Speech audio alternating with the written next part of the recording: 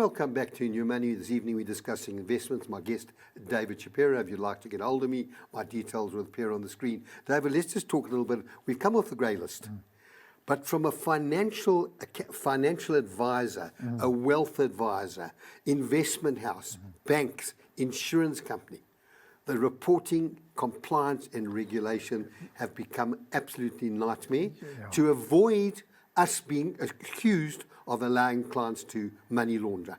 I mean, I have to report now, any client who wants to withdraw money, when I give an instruction, I have to get to our compliance officer and have to ask the client, what are you taking this money for? A lot of them say, I need money, I've got debt, I want to give a gift, but I have to give an answer. Yeah, I know. The requirements today are formidable. I don't even know how to explain it. I think you've got more compliance officers than you've got people who are going out and selling and getting new business. It's become very, very difficult. And I think in the olden days, and I remember the days when I was on the stock exchange floor, if a friend of mine would phone up and say, I want to buy shares, and I'd load up an account there and then, don't worry, I'll get the full details tomorrow. I'd get account number, we'd buy the shares and so on. Today, it could take weeks and months. You have to ask him, where did you get the money from? Totally. And that goes generations. If you've inherited money, who did you inherit it from, and what did they do?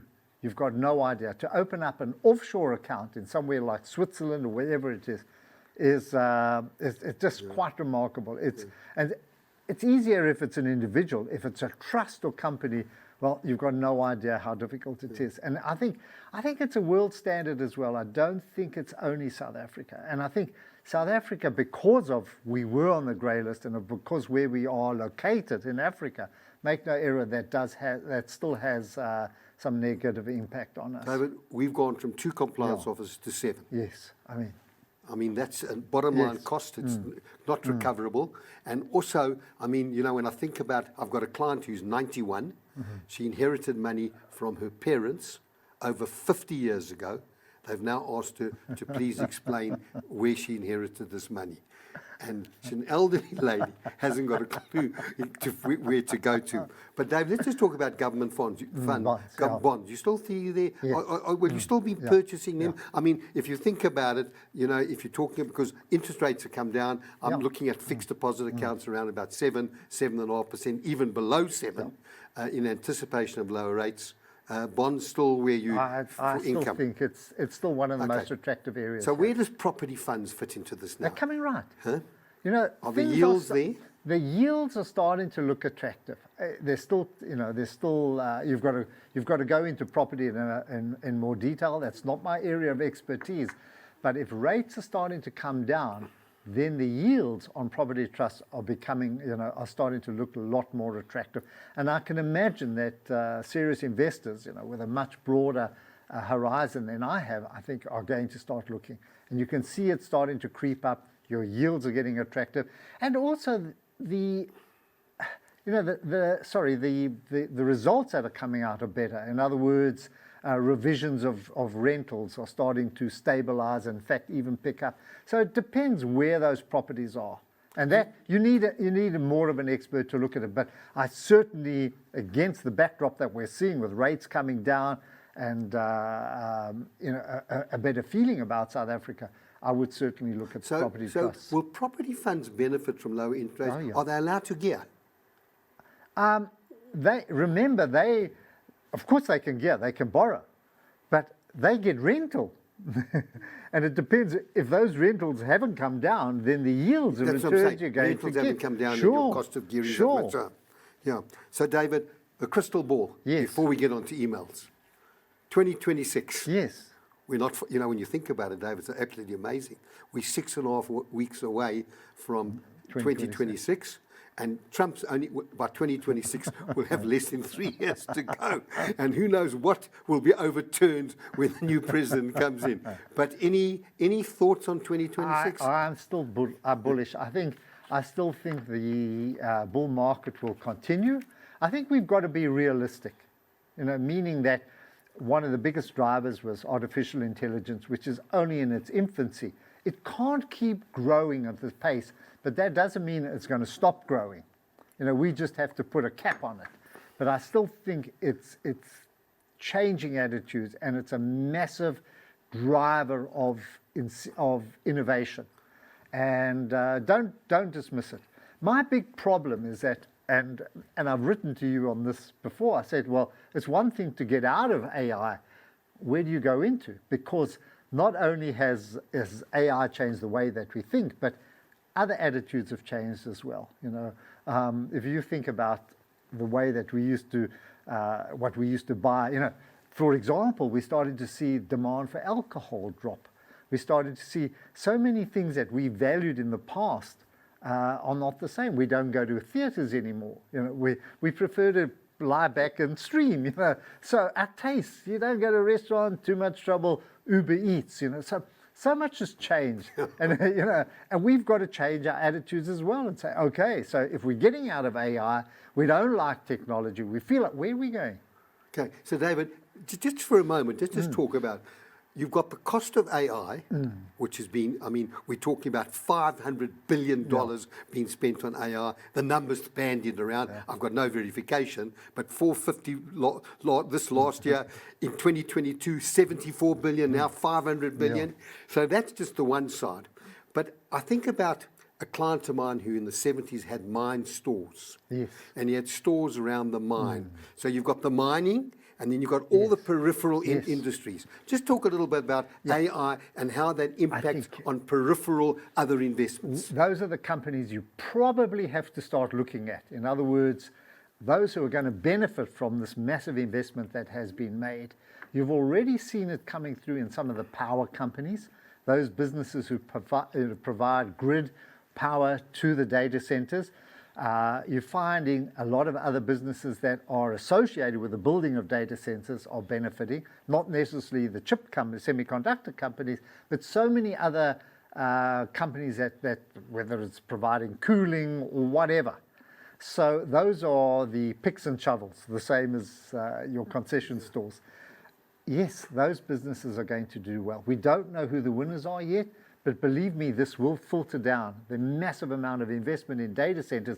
And it's not only in America, it's globally that are going to benefit, I think, are going to be another area of very positive investment. And there are plenty of little businesses that are emerging. Even in South Africa, you're going to find people who start to use AI and start to offer it to businesses. So that's the ability to get information and then what happens with that information. So you've got those companies that are homed in on the ability, and then you've got those companies who are going to use it and benefit. Yes. Okay. Yes. Let's get to some emails. Michael in Alberton says, some years ago I decided to invest 60% offshore and leave 40% here. Due to good global performance, poor South African markets, obviously weren't heavily in gold, and rand appreciated. My mix is now 75-25. Should I be rebalancing my portfolio? My time horizon is 7 years. No, I think stay where you are. Okay. It's a simple answer. I think we'll review this in the new year. And let's see whether this is coming through in results. Michael, I agree with David. I know that's how one rebalances a portfolio. By the way, rebalancing a portfolio and shares when you're overweight, hard to sell, but you've got to rebalance back to the norm. Otherwise, but I think I agree with David. I'm quite happy. Global companies that are first world companies. We have good companies. We have good management, great people. When our people go overseas, they easily get jobs. Terry in Westfield says, how should I structure my investment portfolio differently now that I'm retiring? Should I answer that one, David? You better do that. Look, very simply, you've got to first look at what income. When you retire, it's not about the end of the road. It's ultimately, do you have sufficient income? Because that's what retirement's about. You've got two issues. One is longevity, and the other is inflation. So you've got to work out, how much do I need to set aside to give me that income? And then you've got to say, the balance of my investments, is it really for me, or is it ultimately for my children who will inherit? And if it's for inheritance, you've got to say, well, what would they want to be done with that money differently to retirement? I will deal with your question in more detail when I deal with retirement. I think I'm doing it in 2 or 3 weeks' time before the year ends. David Phillip in Camps Bay says, which markets drive each other on a daily basis? Do the US markets' performance impact on Asian markets, or do the Asian markets determine how the US markets open? No, it's the US market is still the dominant market. It's a $58 trillion market. Out of? If you look at the US, let me give you an idea. You know, the UK market, NVIDIA has a market cap of $7 trillion. The entire UK market does not equal $4.7 trillion.